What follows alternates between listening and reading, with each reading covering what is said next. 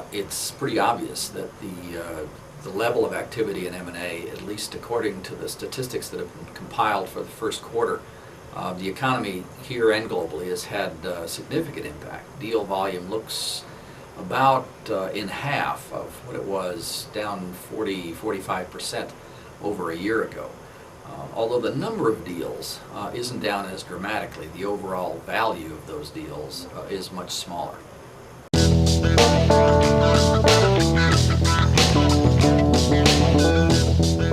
Building a good team is an essential part of a good transaction, especially in a strategic deal where two parts of a business are going to be combined, or perhaps a piece of the business is going to be spun off.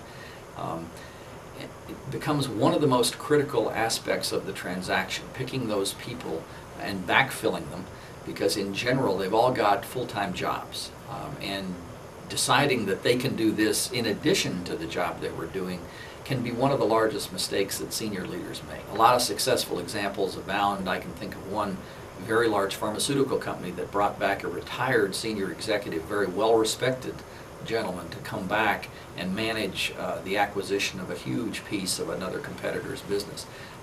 And he came in, ran this transaction for about a year and a half or two, and then went back to retirement.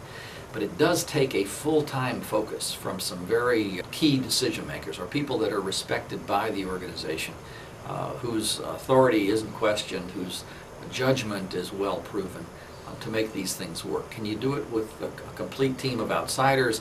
Possibly, but in general you'd like to have the people running the business downstream to be participating in the project, in making it work, in shaping it to their future vision, and not be handed it by a group of people who aren't responsible for its future success.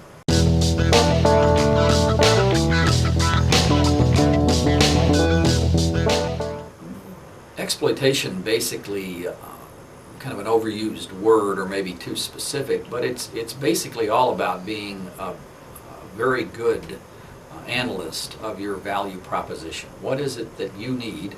What is it that you can pay for, and how much can you afford? And then what kinds of pieces of the puzzle fit your acquisition profile? And this holds whether you're a private equity investor looking for the next transaction, or a strategic buyer looking to acquire or divest of a particular piece of business. So it's a sharper focus, a higher hurdle rate, for example, on transactions, and maybe more attention paid to the risk and less optimistic upside scenarios, but a more conservative approach to deal making. And certainly with the number of deals that have occurred in the first quarter, it is evidence that there are bargains to be had out there.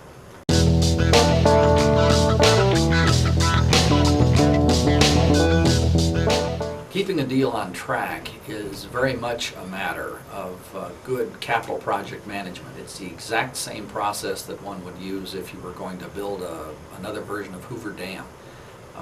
You need a good plan, you need a good team executing against the plan, you need quantifiable and measurable milestones, you need to have conservative, in-depth, deep dive reviews at periodic points along the way. In today's environment, you also need to pay a lot more attention to keeping the deal on track in terms of its mental picture.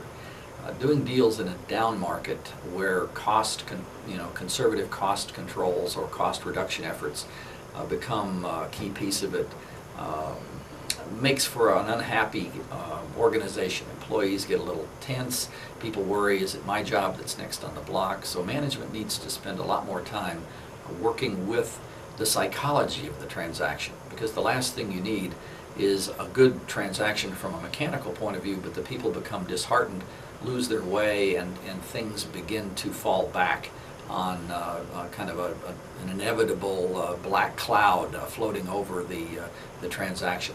But a good management team can work with that, can identify the A players in the successful downstream operation, and work with those people to make sure they're part of the transaction, part of the team, and feel motivated to make this thing a success.